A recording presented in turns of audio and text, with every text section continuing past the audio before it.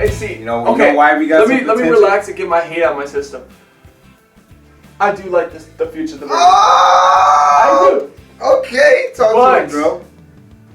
You need to execute in this draft. Unlike how you did in, what was it, 2020? Yeah, 2020 last couple of years, yeah. Or last year. And what do you, is there any like new additions that might help out with that? Well, Josh McDaniels is the big offseason addition. And we also got the Patriots assistant GM, Dave Ziegler. Yes. So you're going all in with the Patriots mentality. Now, the report has been that many players are upset that Rich Bisaccia was not given the head coach spot. Completely understand. Which you understand. But I agree with this Raiders decision. I do too. Because if you look just overall in the past, how many of the interim head coaches, now that they have to have a full season of being a head coach, have actually succeeded? Never. Right? I can't recall many, if at all. Like Freddie Kitchens is a big example for the Browns. Didn't do much. Romeo Crennel on the Kansas City Chiefs didn't do anything. Got fired the next season. Yeah. You know, most of these interim head coaches, the reason why they succeed too is because Rich Bisaccia just had to pick up what John Gruden already put down. Yeah. As a head coach. And he brought out the good parts of John Gruden. Took out the bad parts. Yeah. And the thing is, for me, really thinking about it, Rich Bisaccia is loved by the players, right? But there's a reason why. If you watch during the games, he's not yelling at nobody. Yeah. People get burnt, and he's just like, don't worry about it, man. Next play. No. Well, I'm not fully in agreement with coaches. I can see coaches yelling at players in practice. That's a practice thing. But when it's game time, I don't. I'm not too much of a fan of when like Bruce Arians like hitting his players. Oh no, so old school type of mentality. That's too much. But I don't like how quiet he is. He doesn't even if a bad ref call, he's not mad. Yeah. He just sits there like he's doing yoga or something, and he's calm. Calm. I want you to be mad. All right. But Josh McDaniels now. Now this has been the Patriots coordinator for many years. Sat under Belichick. I imagine he's going to start pulling some of Belichick's staff a little bit too. Don't be surprised if you get like a linebacker coach from the Patriots to be your D coordinator or someone else. I don't know if he's already done that already. He hasn't really brought in his staff yet, right? But when he starts doing that, then you start bringing in more players or coaches who are experienced with Patriots mentality. And kind of the Patriot way, I guess. Josh McDaniels was a head coach before on the Broncos. Back when he was really young and not ready to be a head coach. It didn't work out. Didn't work out. Now that he's sat under Belichick, now that he's taking time to sit and learn under Belichick, be the full O coordinator, even without Tom Brady, it still gets some success. It's not like the Patriots. He's the person that coached Mac Jones. Yep. And got him to how great he was this year. Yep. This is a good pickup. And then you'll see if he wants to stick with Derek Carr. I think he will. In his press conference, it seemed like he wanted to stick with him. I think he wants to stick with Derek Carr. And there's a good reason for that, really, truly. I know Derek Carr had his up and downs this season, but what Derek Carr went through and still led his team to the playoffs, one thing I got to give Derek Carr, and like guys like Derek Carr, Jimmy Garoppolo, other things, you hear so many great things from the players about him, right? You hear only love and praise from the players about him. It's great leadership, picks up the team. Sometimes that's what you need. You know what I mean? Oh, did I just team need? I'm rhyming accidentally. But yeah, it's so good leadership, and Derek Carr has proven to be very good in the clutch moments, And now if you give him some consistency just fully with the team now, not having to deal with the outside issues, I imagine you guys are going to probably try to draft a receiver in this draft. Or we could get Devontae Adams if Aaron Rodgers makes a weird decision. That's where free agency could get really interesting. One thing I would be afraid of, though, is if the Packers franchise tag him, which they can. And I think franchise tags got to be the stupidest thing. It's very annoying in the NFL. I think one time is okay, maybe because you want to keep him around and then you lead to a big contract, right? I think the rule should really be a player can only get franchise tagged once, and that's it. Yeah. You hit him with that franchise tag once, and that's it. But I think that's very disrespectful of Devontae Adams to give him a franchise tag instead of just giving him the big contract. With the Bucks, I think they franchised Chris Godwin, right? Yeah. That's not as disrespectful, being that he's under Mike Evans. Devontae Adams is the best wide receiver in the league, Mm-hmm. and he's going to get paid $10, $12 million a year. He deserves at least 20. He's going for 30. Yeah. So it's a big thing is, too, hopefully the Raiders have enough cap space to go with Adams and still get other guys. Yeah, that'll be... Because Adams is going to be a big haul. He's going to probably go to a team that has a lot of cap room. So, yeah, it's going to be very interesting to see, but I'm very excited to now know that we will no longer be drafting Cleveland Farrell with the number 4 pick when we could have had Devin White and all these other people. And yeah, some questionable first-round picks that the Mayhawks had. Damon I'll think it Arnett. himself. Yeah, I'm overall there. So the Patriot way, if you act ghetto, if you act hood, and you want to have guns around, and you want to not do the right things and drink and drive and all these things, you're not on the team. All right. Well, let's see if the Patriot way works for the new Raider way. Yeah. Other news. Let's talk about, because I think that Brian Flores thing can wait to the end of our free agency discussion. Tom Brady has officially hung up the cleats. Wow. It's so strange to say this, but I didn't expect a 44-year-old man to retire from the NFL. Wow, man. He should have played till he was 60, huh? Missed opportunity. Man. But you know how weird that sounds, though? Like, the fact that Tom Brady was 44 and retired. Well, okay, first of all, I think there's some things. First of all, family. Football is a very time-consuming sport. And the way Tom Brady especially does it as a player and a quarterback. And a wife. Yeah, and he's involved heavily, of course, as a quarterback. I think the other reason, too, we waited to see Peyton Manning and Drew Brees quite literally play themselves out of the league. Ben Roethlisberger is another example. Yeah. You know, where they they literally got to a point where they were unplayable. Manning was lucky enough to be on a team with a good enough defense to still win the Super Bowl, right? Brees is trash. Drew Brees threw 3 interceptions in his final game. His arm strength was not the same. Ben Roethlisberger, I don't even want to talk about that. He was worse than Drew Brees. Yeah. They played until the wheels fell off. And it kind of hurts their legacy a little bit. Yep. You know, the fact that that's Drew Brees' last game where he throws 3 interceptions. Yeah, people are going to remember how trash Drew Brees was. You know, they know Manning's last Super Bowl, how he really was in that final Super Bowl, you know? They know that. Ben Roethlisberger, we saw how the season ended for the Steelers. Yeah, people now think that Ben Roethlisberger was never a good quarterback. Yes. Because he's been kind of trash for like 2 or 3 years now. Yeah, he's kind of slowed down. But will you ever have the chance to say that about Tom Brady? Nope. You could say for 22 years... He was at least the top 3 quarterback every single year. Every single year. That's smart. Tom Brady's a smart guy. I'll give him credit. Yeah. He's a very smart guy. What the heck? He's a very smart guy for what he did. He just said, you know, you're not going to even have the chance to make that argument that I fell off a cliff. I played at the age of 44, and I led the league in touchdowns, yardage, pass attempts even. I was one of the best at the game. I didn't like the way he went out, though. I wanted a video. Why did we got an Instagram post? Just an Instagram post. With some words? Do you understand who you are? That's the production. I was expecting a lot more. It was Come on, man. Apparently he has a show where something might come out. The Man in the Arena or something. Maybe. I was also thinking, like, the only reason I did it, I was expecting, like, maybe him to announce a farewell season. Yeah, but we know this is Brady's last season. And, yeah. you know, like how the way they do sometimes in the NBA, and they announce, like, this is going to be my last season. And some of the crowds and the, like, you know, Kobe, Dwayne Wade. Yeah. Stadiums you go to, they start giving chants because they just got to witness Tom Brady for the last time. I expected that. Apparently he didn't want that. He had it very low key, you know, and I think that is just how Tom Brady is, though. He's not all about the glamour and all that. He's just about winning in football games, you know. So yeah, it's definitely a little interesting, but we also have to talk about this. Now the Bucks, you not only lose Tom Brady, you lost Rob Gronkowski as well. Probably. Gronk is not playing for another quarterback. Probably. So now the Bucks situation gets a little interesting because you're over the cap. Mm-hmm. You have a lot of guys who are going to be under contract. Mm-hmm. And now you don't have your star quarterback either. That's also another thing I want to mention. That could be another reason why he retired. Because the roster is getting a little... It might get blown up a little bit here. Yeah. You have to pay Chris Godwin and you have to pay a couple other guys. Chris Godwin, I would presume, is not going to be a Buck. After you franchise tagged him, I would be very frustrated.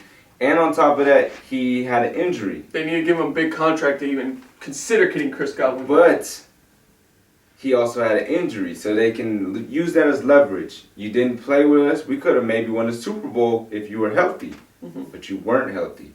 So it's a little interesting there. Yeah. So Tom Brady's smart because he wasn't even going to get a chance to where he could be on a Bucs team that might not even make the playoffs. Mm-hmm. And so Tom Brady was the one thing I got to give him is he's one of the smartest players. When he went to Tampa Bay, he made sure he was building a super team, not just on the offensive side, but the defensive side. Oh, yeah. Because what won him that Super Bowl, truly won him that Super Bowl, was the defense. Was the defense. Tom Brady did throw 3 picks in that NFC Championship game, and the defense was the side that locked down Aaron Rodgers and couldn't let Green Bay come back, right? So that's what I see from it. He's very smart. He wasn't going to let himself get into a situation that he didn't want to be in. But now for the Bucs, and that's why I said Jimmy Garoppolo is an option. Do they trade for Garoppolo and still try to get a winning quarterback? Bruce Arians has already told most of his coaching staff to start looking for other jobs. I'm assuming Arians is out too, because I wouldn't stay if I'm Bruce Arians. You know why? Because then people are going to find out real soon that you were just a product of Brady. And you weren't good. He lost his mojo as a head coach. Yeah, I don't think Bruce Arians is it, my guy. No. And I think they'll find that out soon if he keeps. It's going to be very interesting to see. I'm very interested because you have Shaq Barrett, the best linebacking core in the entire NFL. Shaq Barrett was franchise tagged. Yep. Or he wasn't. No, Shaq Barrett was signed. He was signed. But you have the best linebacking core in the league. Corners are a little bit of no names, I would say. But they have some promise. Jamel Dean, they have guys that still show promise. They're just kind of like little no-names. Whitfield was a very good rookie. He's still going to be there. I know he gave up that big play to Cooper Kupp in the playoff game, but... O-line is amazing. Yeah. And Mike Evans is getting older. He is. And they do not have Antonio Brown. Nope. So you're going to be led by Scotty Miller in about 2 years. So Scotty Miller. The Bucs are going to be very interesting. It's going to be, yeah. So we'll see how the Bucs play out this offseason. Just know, I don't expect the Bucs to be a playoff team. And I think this NFC South is wide open because we know Sean Payton just retired from the Saints. Mm-hmm. Smartly, because he knows that team is going to get $70 million in the cap. Is going to get absolutely blown up. Alvin It Kamara. is amazing that team even somewhat stuck together this offseason. Alvin Kamara might be gone. Michael Thomas is definitely gone. I think Thomas is definitely the one who would be gone. I don't see them getting rid of Kamara just yet. They might have to blow up the whole thing. Get rid of Taysom Hill. What are you paying that guy for? Truthfully. Yeah, I don't know. He has a weird contract. It's like $400 million or something, and they stretch things out. Or if he plays quarterback. I don't think it's maybe like 40. No. You can look it up. It's a very weird contract that they did. And, either way, he's getting too much money for being a utility guy. Yeah. And then you got to sign Jameis Winston possibly because he was only on a 1-year contract anyways. So that Saints team's gonna get blown up. Now you're left with the Panthers and the Falcons, and the Panthers just signed Ben McAdoo as their head coach, which I think was a poor decision. That's not a good head coach at all. And the Falcons are trash. Yeah. The Falcons still have Matt Ryan as a veteran. I think the Falcons have the best hope right now, especially if they get a receiver in the offseason. Matt Ryan is going to be gone in 2 years. He might. And Calvin Ridley is probably not a Falcon anymore. Yeah. That's why they're going to have to draft the receiver, but they still have promise with Kyle Pitts and AJ Terrell. That's about it. With some of the core guys that they got to stick with. Deion Jones is trash. Yeah. See if they can build around that. But the South is wide open. Very wide open. Speaking of this, I feel like it associates with Ben McAdoo a little bit too because, first of all, Ben McAdoo is a horrible coach hiring. And I think there's a lot of other coaches that are more qualified, specifically minority coaches as well. Jim Caldwell, Brian Flores, many more capable coaches. But it seems like coaches that are not of the minority always get other chances. And now you look at Brian Flores, a guy who was winning on the Dolphins for 3 seasons. Every single year the Dolphins surpass expectations. They finished this season way better than how they started it, right? And he gets fired. Apparently it was a dispute between the management and Brian Flores himself. He then reveals some of the truth about it. He reveals that obviously the ownership didn't really give him a fair shot from the beginning.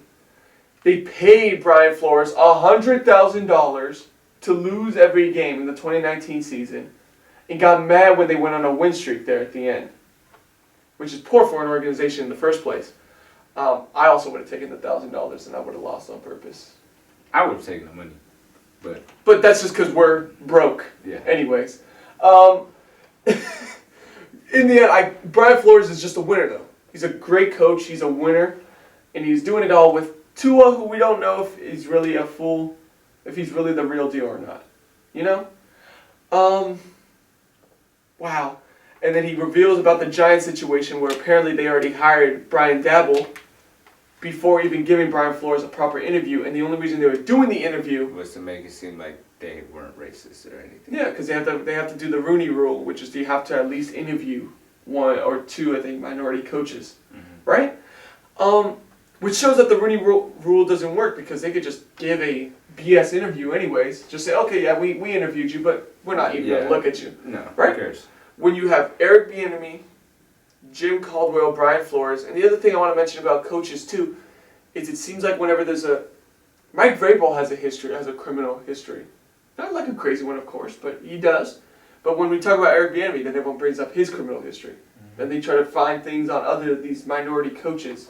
What's wrong with them? Why they didn't hire them in the first place? The systemic racism is there, and it's trying to do a good job of hiding itself within the system. But it's cut and clear now. And what I think the way to fix it is what Brian Flores just did, which is just outing these guys. I like what he did. I have a lot to say about this, so I'll try to keep it as short as I can. Yeah.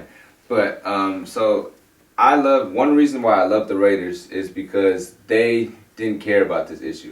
They've even sued the NFL because they feel like the NFL is just so redundant on the fact that they just want to have the same amount of people, the same people that look the same people who talk the same. The entire NFL, there's 0 minority owners. 0. And that shows that the owners own everything. Not just the players that play, but the way that they play. The scores of the games. It clearly shows $100,000 to lose every single game. So this is what I got to say about it. Of course, I like what Brian Flores did. But I don't think that he made a smart decision. I feel like this is very similar to Colin Kaepernick. He's being unselfish. I like that he's being unselfish, but for me, I would have been selfish and just shut my mouth. Because now, you're not going to be back in the NFL. Let's be honest here. He's not going to play in the NFL. He's not going to coach in the NFL ever again. Because the NFL owners do this. But Colin Kaepernick took a knee. They felt that was disrespectful, and you're saying Black Lives Matter, but all lives matter. They're being they're being racist about it, right? That's a stupid argument. Now, Colin Kaepernick didn't have a chance in the league for multiple years, and even though he was more qualified, he could have been a starter anywhere. Then they wait until, of course, I already knew at this point, Colin Kaepernick was not a starter anymore. A couple years later, when they finally gave him a tryout, and a couple teams were talking about him, you're trying to tell me right now, Colin Kaepernick couldn't be a backup for a team? Yep. Is he a distraction for the team? Is he worse than Antonio Brown? No. Like Antonio Brown was given multiple chances. Yeah, but a dude that kneels never plays again in the NFL. And since when has kneeling on the flag truly been disrespectful to the flag? Yeah. Then you want to get into that whole debate. We could get into that debate because it's not disrespectful at all. It's pretty much what I really think it comes down to is the fact that the NFL is completely different from the NBA. There's only one black coach, and that is Mike Tomlin. One. There's only one. You tell me Jim Caldwell, Eric Bieniemy, Brian Flores, what we just saw, you tell me none of No. You're telling me Cliff Kingsbury is a better coach than them? Right? We could literally go down the entire list of NFL coaches. No, he's not. You tell me Ben McAdoo, who was just hired and was awful on the Giants, you tell me he's more qualified. Brian Flores he did not have that much talent on the Dolphins. They exceeded expectations. Every year he was there. And he found a way to get fired. How? I don't understand. So the biggest thing for me is I really have to look at the NBA. The NBA, you think about it. The Toronto Raptors are ruled, they're owned by a Nigerian dude, a dude that's from Africa. Yeah. There's also Michael Jordan. He owns the Charlotte Hornets. It's completely different than what the NFL has. Yeah. NFL is every single owner, it's the same exact race. Yeah. Every single coach, it's the same exact race. There's no Mexicans, there's no Indian, Asian, nothing. Which Versace was, while he wasn't only an interim head coach, what chance was he really given after that? He's a special teams coach. And we'll see what happens after this, but he's not going to be a head coach. He's going to be a special teams or maybe something else.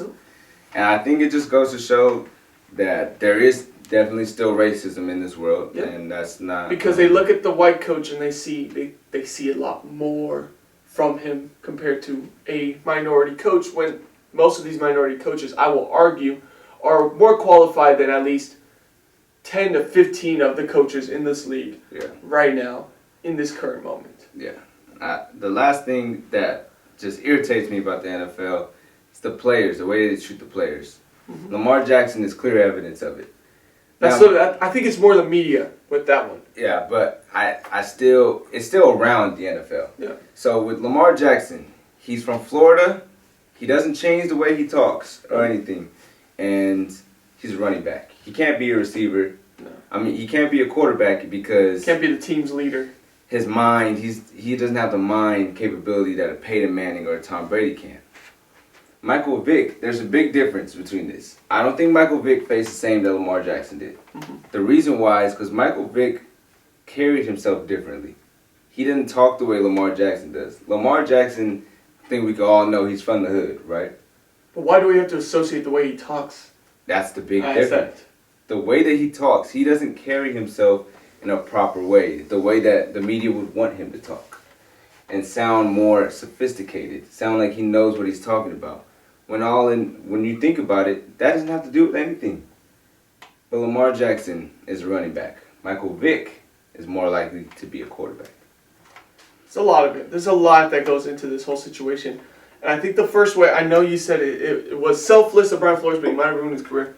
But I think players, the way this helps is if players need to stand up for these guys. Players have a lot of control over the league. If the players say, like, nah, we're not letting this, we're not going to play until stuff changes. In the end, 70% of the league is of... they're all black. Black or even like any other descent, minority descent. Samoan. Yes. Yeah. Anything of a minority, we'll just say minority, right? Is 70% of the league. Players need to see this too and see what's happening with the up top in management as well as coaching, and say we can't let this stand. Yeah. If a guy like Patrick Mahomes or Lamar Jackson says that they're not going to play until they see something different, you think that all of a sudden the league's going to they're going to change. Brian Flores here's the Jets. Then you get the support of, it doesn't even have to be African American players. What if you get Joe Burrow or Justin Herbert? I'm just talking about only the quarterback positions. Then you go into the other positions as well. These big time stars, and they're like, no, you know what? We're not playing until you change this. I think, back to what I said, the owners have control over everything. Mm-hmm. John Gruden is the only racist in the NFL. That's okay. You're trying to tell me that? No. The connection was to the Washington football team emails in the first place. And John Gruden is the only one who gets caught out of that. He's the only one. And it's not even just about races. You bring in females he's talking about, being anti-homosexual. Dirty act. How is Dan Snyder still the owner of the Washington team? After everything we've heard from him. That's what I mean. The owners just control everything. And the Raiders, a long time ago, sued the NFL, which leads me to think that there's a little bit of... It's a bit of a corrupt league. Yeah. It is. And we need to see more of this being spoken out. Now, we already heard, I think I just saw on the news, the former Browns coach. Hugh Jackson. Just came out and said he has evidence, just like Brian Flores, that he was told to sell games on purpose. Mm-hmm. Type thing. Either way, it's an interesting situation. I just want to see more coaches come out with this. So, hopefully they will. So this makes for a pretty interesting situation. Now.